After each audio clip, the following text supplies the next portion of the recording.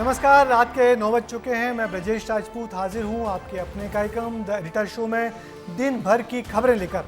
इस शो में आप और हम करेंगे विस्तार से चर्चा आपसे जुड़ी देश प्रदेश की सभी बड़ी खबरों की।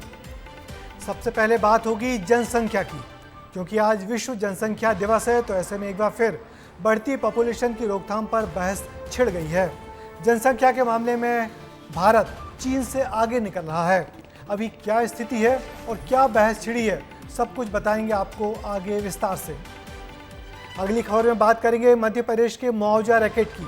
जब सिंगरौली के लोगों को पता चला कि प्रयागराज तक 70 किलोमीटर लंबे हाईवे बन रहा है, तो लोगों ने मुआवजा पाने के आस में हाईवे के आसपास कच्चे पक्के मकान बनाने शुरू कर दिए। और अब जाकर ये बात प्रशासन की नज़र में आई है, तो अब क्या होगा आगे आपको दिखाएंगे विस्तार से। आगे बात जबलपुर की करेंगे। इस खबर को देखकर आप क्या उठेंगे, क्या ऐसा भी होता है? अब तक आपको स्कूलों ने ज़्यादा फीस लेकर परेशानी किया होगा, लेकिन अब स्कूल फीस लौटाएंगे भी। वो कौन से स्कूल हैं और कैसे फीस लौटाएंगे जबलपुर में, आपको हम ये भी दिखाएंगे। अगली खबर छत्तीसगढ़ से है, जहां नगरीय निकाय चुनाव को लेकर सरकार तैयारी कर रही है। सरकार ने 500 रुपये के रेट पर सिलेंडर देने का प्लान बनाया है, लेकिन अब तक शायद सरकार ने कितने वायदे पूरे किए हैं, हम अपनी रिपोर्ट में आपको वो भी बताएंगे। और आखिर में बात होगी बाघों की। मध्य प्रदेश को टाइगर स्टेट का दर्जा तो मिला है, लेकिन अब मध्य प्रदेश पर बाघों की मौत का बदनुमा दाग भी लग रहा है। बाघों की मौत के मामले में एमपी नंबर 1 हो गया है। अब सरकार पर लापरवाही के आरोप लग रहे हैं। इसके पीछे क्या वजह है, ये भी हम आपको बताएंगे।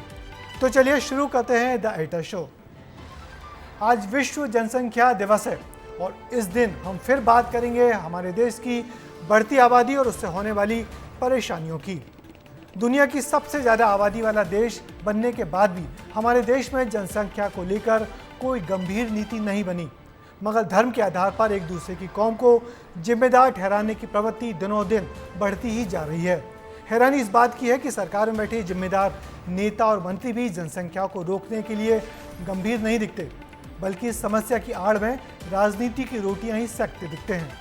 ये बढ़ती जनसंख्या आखिर कब थमेगी, देखिए विस्तार से ये रिपोर्ट। लगातार बढ़ रही आबादी, भारत ने चीन को पछाड़ा। जनसंख्या नियंत्रण कानून कितना जरूरी? आने वाले 6 सालों में दुनिया की आबादी 8.5 बिलियन को पार कर जाएगी। बढ़ती हुई आबादी न सिर्फ भारत के लिए बल्कि दुनिया भर के लिए एक समस्या ही है। भारत पहले ही चीन को पछाड़कर दुनिया का सबसे आबादी वाला देश बन चुका है।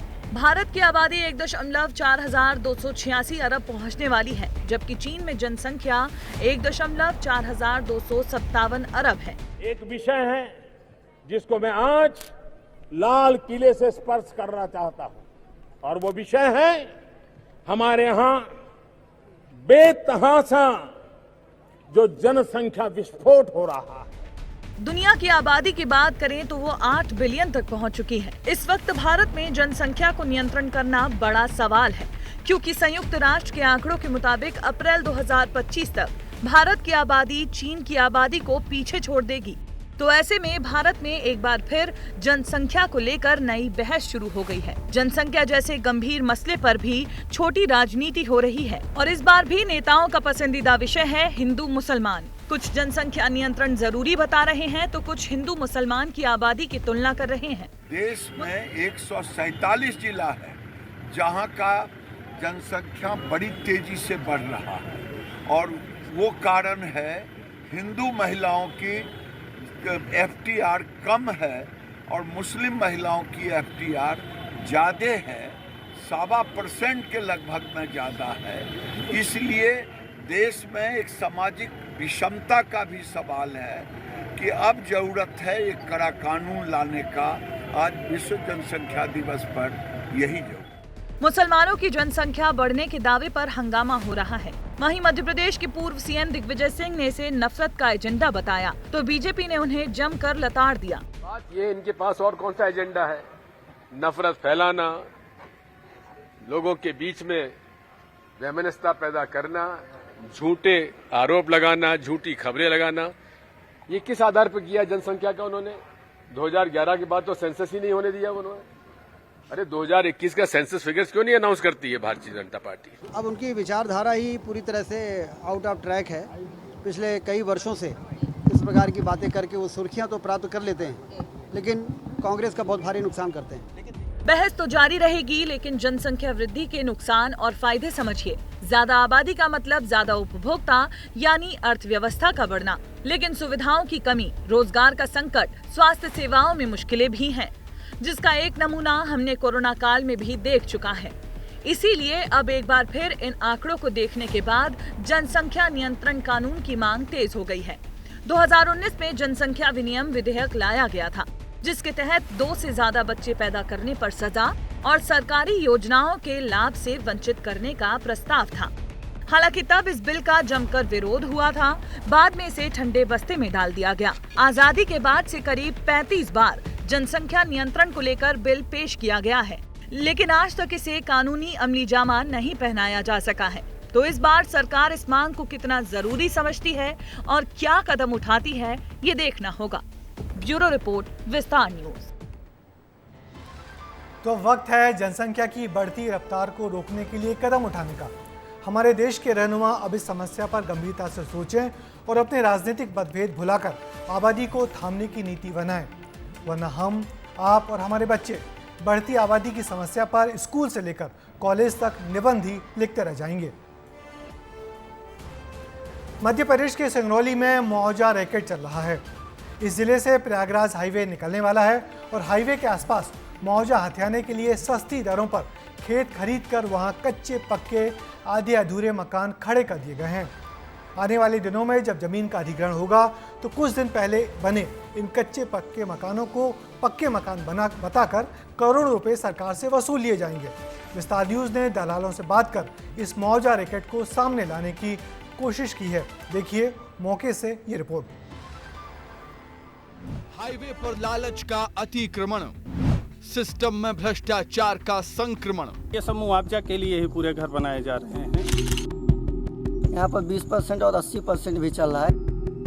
ये तो रहने काबिल है ही नहीं। इस वीडियो को आप ध्यान से देखिए तो पता चलेगा कि मध्य प्रदेश के सिंगरौली जिले में धड़ल्ले से मुआवजा रैकेट चल रहा है। लोगों में मुआवजा लेने की होड़ लगी हुई है। कतार में मकान बनाए जा चुके हैं, कुछ कच्चे तो कुछ अधूरे, लेकिन जमीन का पट्टा खरीद लिया है, क्योंकि लोगों को ये खबर लग चुकी है कि सिंगरौली से प्रयागराज तक 70 किलोमीटर लंबा हाईवे बनने जा रहा है। ये सब मुआवजा के लिए ही पूरे घर बनाए जा रहे हैं, क्योंकि भाई पुराने घर तो बहुत कम ही हैं, लेकिन जैसे ही आनन फानन में कुछ नोटिस वगैरह कटी, उसी हिसाब से सब एक हफ्ते के अंदर ये सब बड़े बड़े घर तैयार हो गए हैं। अब उन दून पैसा कमाने के लिए अधिकारियों से साठ गार्ड बना और ये सब घर निर्माण कर लिए हैं। कई सारे बोर भी किए गए, जबकि बोर बैन था उस समय पे। सिंगरौली के 33 गांव से होकर जाने वाले प्रयागराज नेशनल हाईवे के बीच खड़ी मुआवजा इंडस्ट्री दलालों और अफसरों की गठजोड़ से फल फूल रही है। विस्तार न्यूज ने चितरंगी में हाईवे प्रोजेक्ट वाली जमीन पर मुआवजा इंडस्ट्री की पड़ताल की तो दलालों का खेल उजागर हुआ। दलाल सिर्फ मुआवजा वाली जमीनों का सौदा कराते हैं। यहाँ 20 से 80 की सौदेबाजी चल रही है। यहाँ पर 20% और 80% भी चल रहा है कि जो यहाँ के किसान हैं वो 80% जो बनवाते हैं उनको वो ले लेते हैं, बिहार उहार के जो आ रहे हैं, और बाकी 20% जो किसान हैं उनको मुआवजे के तौर पे दे दिया जाएगा। पहले तो यहाँ पे 500 मकान थे, 500 से 700, लेकिन अब इस समय उस रात भर में लमसम वहाँ पे फिर 1000, 1500, 2000 मकान बन चुके थे। फिर हमें पड़ताल के दौरान ये पता चला कि हाईवे के लिए जिस दिन सर्वे हुआ मुआवजे का सिस्टम सेट हो गया और तब से लेकर अब तक वहाँ 3000 से ज्यादा मकान खड़े हो गए हैं। यूपी, छत्तीसगढ़, झारखंड के लोग जमीन ले रहे हैं, किसानों के लिए घर बनवा रहे हैं। एक व्यक्ति ने 32 मकान बना लिए, 3 शेड के घर बनाए, रहता कोई नहीं। ये सब दलाल और अफसरों की मिलीभगत है जो लोगों को मुआवजे की गारंटी तक दे चुके हैं। मुआवजे की दलाली समझिए, निर्माण करने वालों को 80% मुआवजा राशि दी जाएगी और 20% राशि जमीन के मालिक के पास रहेगी।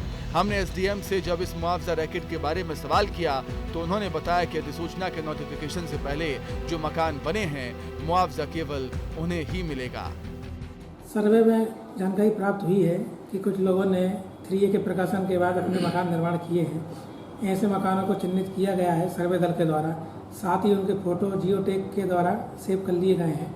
यदि कोई निर्माण 3A के प्रकाशन के बाद हमें प्राप्त होता है तो उसको नियमानुसार किसी प्रकार का मुआवजा प्रदान नहीं किया जाएगा। अधिसूचना मार्च में जारी हुई थी। ऐसे में अब सैटेलाइट मैप के जरिए ये पता लगाया जाएगा कि इन मकानों के निर्माण कब हुए थे। सिंगरौली प्रयागराज नेशनल हाईवे निर्माण के लिए चितरंगी और दुधमनिया तहसील के जिन 33 गांवों को चुना गया है, वहां महीने भर पहले खेत ही खेत नजर आते थे, लेकिन अब पक्के कच्चे मकानों की लाइन लग गई है। स्थानीय लोग पुलिस और नेशनल हाईवे अथॉरिटी के अफसर मानते हैं कि ऊपर से नीचे तक के अफसरों की मिलीभगत के बिना मुआवजे का ऐसा फर्जीवाड़ा हो ही नहीं सकता। ब्यूरो रिपोर्ट, विस्तार न्यूज। वैसे अब जब ये मामला उजागर हुआ है तो जिला प्रशासन सतर्क हो गया है और सैटेलाइट मैपिंग से इन नए पुराने मकानों पर नजर रखी जा रही है।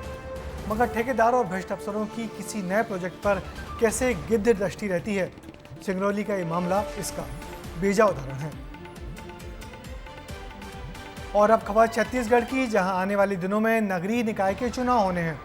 विधानसभा के बाद लोकसभा चुनाव में बाजी बांधने के बाद बीजेपी इन चुनाव में भी कांग्रेस को कड़ी चुनौती देने के लिए फिर सरकारी खजाने का मुंह खोलने को तैयार हो गई है। 500 रुपये में रसोई गैस का सिलेंडर और बिना जमीन वालों को 10,000 रुपये की सालाना मदद देने की तैयारी विष्णुदेव साय की सरकार ने कर ली है। मगर कांग्रेस इसे बीजेपी के झूठे वायदे तो बता रही है। साय सरकार अपने वायदों को लेकर कितनी गंभीर है, देखिए हमारी इस रिपोर्ट में।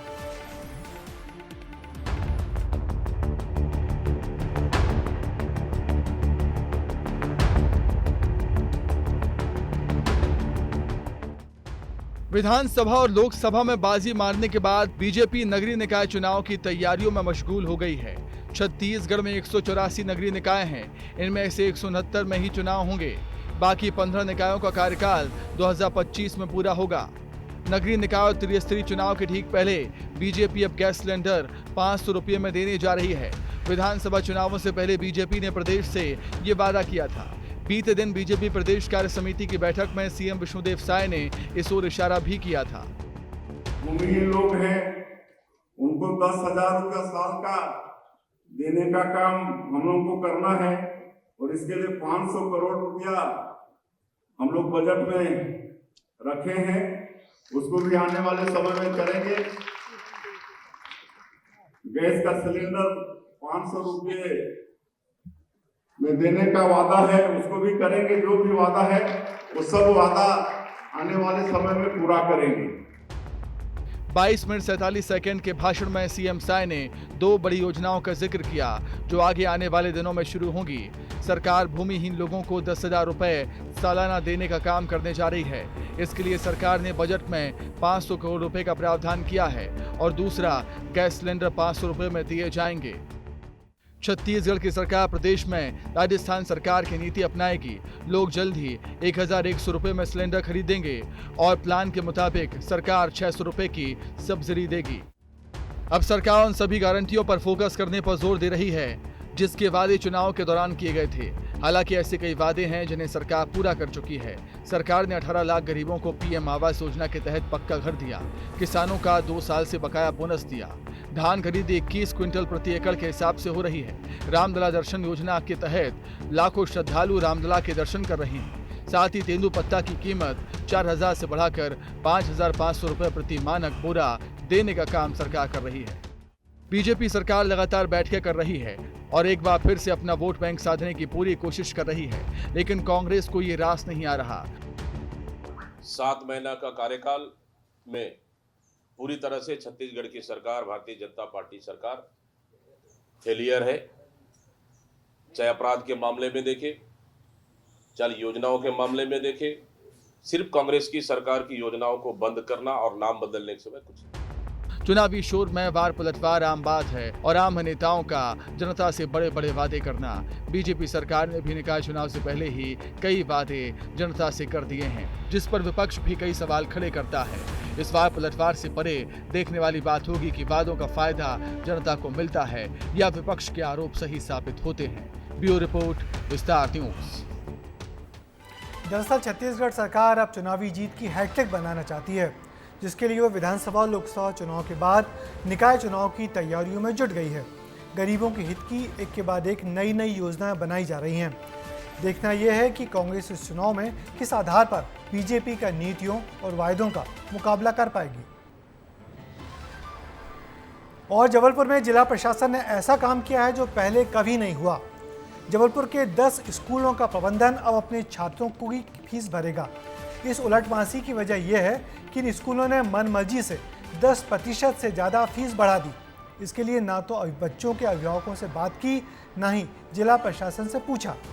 अब शहर के 10 स्कूलों को 30 दिन में करीब 70 करोड़ रुपए अपने विद्यार्थियों को फीस के तौर पर वापस लौटाने हैं। देखिए स्कूल जाने वाले बच्चों के माता पिता को खुश करने वाली हमारी रिपोर्ट। अब तक आपने अपने बच्चों की फीस भरी होगी, लेकिन रुक जाइए, अब स्कूल आपके बच्चों की फीस भरेगा। ज्यादा दूर नहीं बल्कि जबलपुर की ही बात है। यहाँ निजी स्कूलों की मनमानी के खिलाफ सरकार लंबे समय से एक्शन में है। अब खबर ये है कि जबलपुर के शिक्षा विभाग ने 10 प्राइवेट स्कूलों को चिन्हित किया है और 30 दिन के अंदर करीब 69 करोड़ रुपए अभिभावकों को वापस करने का आदेश जारी किया गया है। प्रत्येक स्कूल के लिए फीस प्रतिदाय का आदेश जारी किया गया है और 2018-19 से लेकर 24-25 तक स्कूल ने जो शुल्क वृद्धि की है वो एक्ट और नियम के अनुसार कार्यवाही न करते हुए की है, इसलिए उस पूरी शुल्क को बच्चों को वापस करने का आदेश जारी किया गया है। अलग अलग स्कूलों की अलग अलग राशि है और स्कूलों को ये कहा गया है कि 30 दिन में वो राशि बच्चों को, संबंधित बच्चों को उसी रीति से वापस कर दें जिस रीति से फीस कलेक्शन होता है।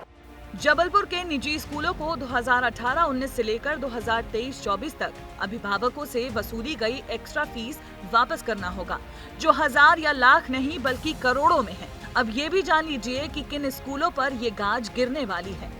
सेंट अलोसिस स्कूल को 8 करोड़ 14 लाख रुपए वापस करने हैं।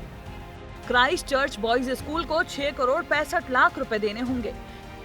सेंट अलाइसियस स्कूल सदर को 9 करोड़ 10 लाख रुपए लौटाने होंगे। लिटिल वर्ल्ड स्कूल को सबसे ज्यादा 18 करोड़ 38 लाख रुपए देने होंगे। क्राइस्ट चर्च को 6 करोड़ 17 लाख, ज्ञान गंगा ऑर्किड को 6 करोड़ 10 लाख रुपए, स्टीम फील्ड विजयनगर को 4 करोड़ 61 लाख रुपए लौटाने होंगे और क्राइस्ट चर्च को 2 करोड़ 72 लाख रुपए लौटाने होंगे। फीस वसूली में लिटिल वर्ल्ड स्कूल ने सभी स्कूलों को पीछे छोड़ दिया है। अब उसे 18 करोड़ 38 लाख रुपए लौटाने हैं। अगर आपका बच्चा भी इनमें से किसी एक स्कूल में पढ़ता है तो आपका सवाल होगा कि आखिर बकाया फीस कब और कैसे मिलेगी।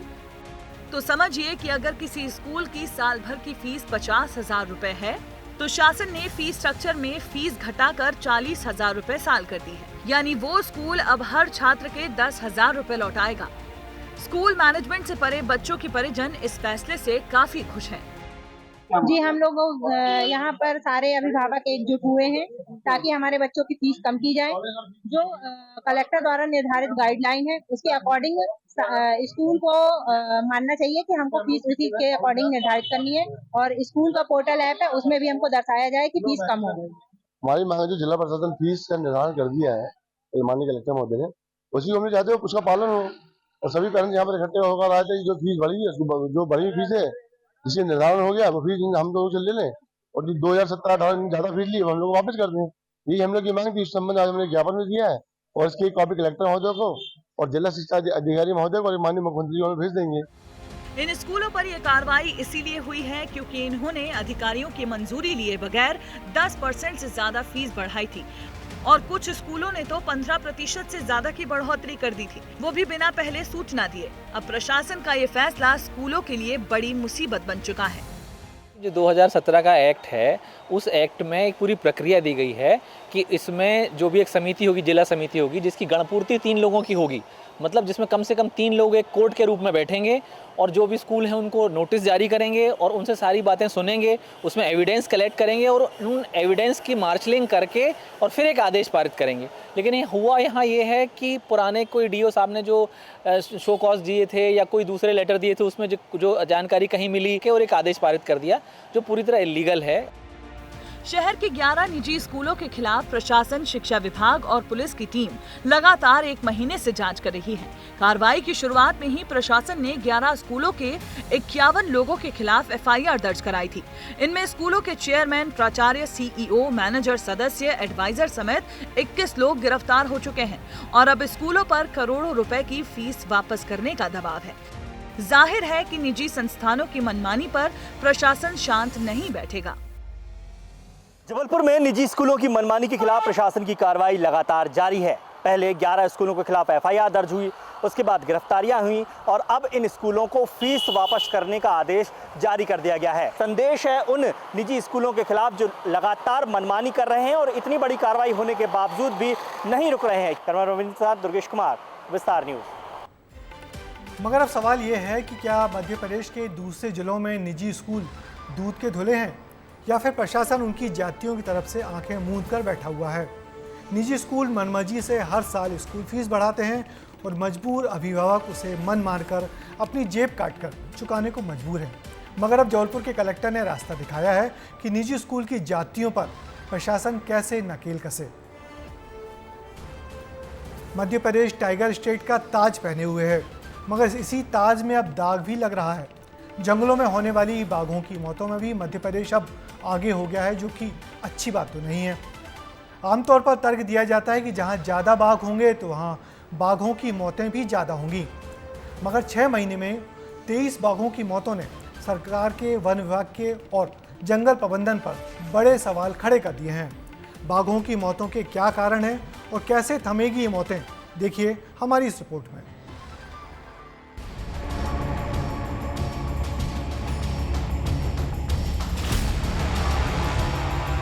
टाइगर स्टेट पर लगा बड़ा दाग। बाघों की मौत में नंबर 1 प्रदेश। मध्य प्रदेश को भले ही टाइगर स्टेट का दर्जा मिला है, लेकिन यहां बाघों की मौत भी बड़ी संख्या में हो रही है। देश में टाइगर स्टेट एमपी बाघों की मौत के मामले में नंबर 1 है।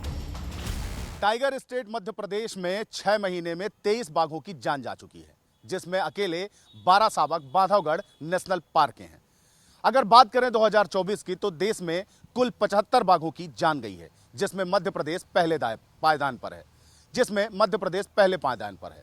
महाराष्ट्र दूसरे नंबर पर 14 बाघों की मौत के साथ और कर्नाटक 12 बाघों की मौत के साथ तीसरे स्थान पर। 6 महीने के अंदर मध्य प्रदेश में 23 बाघों की मौत हुई है। इसका खुलासा वन विभाग की कमेटी NTCA ने किया। सबसे ज्यादा मौतें बांधवगढ़ टाइगर रिजर्व में हुई हैं। यहाँ 12 मौतें हुई हैं। पिछले 10 सालों की बात करें तो बांधवगढ़ में 65 से ज्यादा बाघों की जान गई है। मध्य प्रदेश बाघों की मौत के मामले में नंबर 1 है, वहीं दूसरे स्थान पर महाराष्ट्र और तीसरे पर कर्नाटक है। इसके पीछे की वजह शिकारी और अंतर्राष्ट्रीय तस्कर माने जा रहे हैं। दावा किया जा रहा है कि बड़ी संख्या में शिकारी और अंतर्राष्ट्रीय तस्कर यहाँ शिकार की वारदात को अंजाम देते हैं। मध्य प्रदेश टाइगर स्टेट के नाम से प्रख्यात है और इसमें बाघों की लगातार जो मौत हो रही है वो दुखद है। इसमें से कुछ मौत नेचुरल है, कुछ अननेचुरल है। निश्चित तौर पर कहीं ना कहीं मध्य प्रदेश के वन विभाग की लापरवाही है कि वह बाघों को सुरक्षित रखने के लिए वाइल्ड लाइफ एक्ट और प्रोजेक्ट टाइगर के तहत जो उसकी जिम्मेदारियां हैं, कहीं उसमें कोई कमी है। हम देखते हैं कि मध्य प्रदेश में स्पेशल टाइगर प्रोटेक्शन फोर्स अभी तक गठित नहीं हुआ। बाघों की मौत का आंकड़ा आने के बाद विपक्षी दल ने सरकार को घेरना भी शुरू कर दिया है। तो मध्य प्रदेश को पहले टाइगर प्रदेश के रूप में जाना जाता रहा, लेकिन भारतीय जनता पार्टी की 20 सालों की सरकार में ऐसा भ्रष्टाचार हुआ, ऐसी इवेंट वाली सरकार हुई कि 2024 की अगर बात करें तो अब तक यहाँ तकरीबन 23 बाघों की मौत हो गई है। और उस मौत के पीछे वजह क्या है? आपने सब एक इवेंट किया, मीडिया में ले जाने की कोशिश की, एक अच्छा इवेंट कर लिया, लेकिन उन टाइगरों की ना तो चिकित्सीय व्यवस्था, ना सुरक्षा व्यवस्था, ना उनके खान पान की व्यवस्था, वो सब सही नहीं हो पाई। पूर्व सीएम कमलनाथ ने भी ट्वीट कर निशाना साधा। उन्होंने कहा कि सरकार की उदासीनता से जहां तस्करों की मौज हो रही है, वहीं वन्य जीवों का जीवन संकट में आ गया है।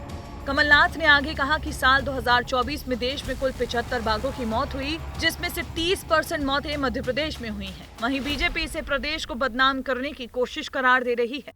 बाघों की मृत्यु प्राकृतिक कारणों से हुई है। असमय काल कवलित होने वाले बाघों की संख्या अत्यंत कम है और स्वाभाविक तौर पर वह भी एक चिंता का विषय है। सरकार उस पर विचार करेगी, लेकिन कांग्रेस इस प्रकार के आरोप लगा करके अपनी मानसिकता को प्रदर्शित करे। जिस कांग्रेस ने पूरे देश में बाघों के अस्तित्व पर संकट उत्पन्न किया था, वह कांग्रेस मध्य प्रदेश की सरकार के सफल बाघ संरक्षण के अभियान पर प्रश्नवाचक चिन्ह लगा रही है। यह कांग्रेस को जनता के सामने एक्सपोज करने वाला है। आरोप है कि बांधवगढ़ में शिकारियों और अंतर्राष्ट्रीय तस्करों की साठगांठ से बाघों की मौत का घिनौना खेल खेला जा रहा है। वन विभाग को कुछ शिकारियों के खाते में अंतर्राष्ट्रीय लेन देन के भी सबूत मिले हैं। अब देखना होगा कि सरकार इन आंकड़ों को कितनी गंभीरता से लेती है, क्योंकि अगर इसी तरह बाघों की मौत का आंकड़ा बढ़ता रहा तो वो दिन दूर नहीं जब मध्य प्रदेश से टाइगर स्टेट का तमगा छीन लिया जाए। ब्यूरो रिपोर्ट, विस्तार न्यूज। और ये तो आप भी जानते होंगे कि जंगल में बाघ का होना हमारे बेहतर पर्यावरण की निशानी है। बाघ ना होंगे तो जंगल नहीं बचेंगे, जंगल नहीं होंगे तो बारिश नहीं होगी, और बरसात नहीं होगी तो खेती नहीं होगी, और खेती नहीं होने से हम आप सब खुश नहीं रह पाएंगे। इससे जंगल में बाघ का रहवास और उसकी हिफाजत करना हमारा आपका सबका कर्तव्य है। बाघों की इन मौतों को रोकना होगा। और अब वक्त है चलते चलते का। देश भर में अभियान चल रहा है एक पेड़ मां के नाम। मध्य प्रदेश में भी जोर शोर से जगह जगह पौधारोपण अभियान चल रहा है। आपने अब तक इस अभियान में नेता अफसरों को सफ़ेद कुर्ते पैजामे या कोट पैंट पहनकर पौधा लगाते या फोटो खिंचवाते देखा होगा, मगर अब देखिए पंचायत और ग्रामीण मंत्री प्रहलाद पटेल को, जो हाफ पैंट और टी शर्ट पहनकर सिर पर गमछा लपेटकर बटियागढ़ के गौ अभ्यारण्य में पौधे लगा रहे हैं। उनके साथ दमोह सांसद राहुल सिंह, हटा से विधायक, प्रभारी कलेक्टर, स्वयंसेवी संस्थाएं और आमजनों ने भी इसी जगह पर जमकर पौधारोपण किया। इस दौरान यहां 10,000 से ज़्यादा पौधे लगाए गए। एक पेड़ मां के नाम अभियान के तहत अकेले मध्य प्रदेश में 5 लाख से ज़्यादा पौधे लगाने का लक्ष्य रखा गया है, और इसे पूरा करने के लिए केवल मंत्री नहीं बल्कि आमजन भी आगे आ रहे हैं और भोपाल को हरा भरा बनाने में अपना योगदान दे रहे हैं। तो चलिए आज द एडिटर शो में बस इतना ही।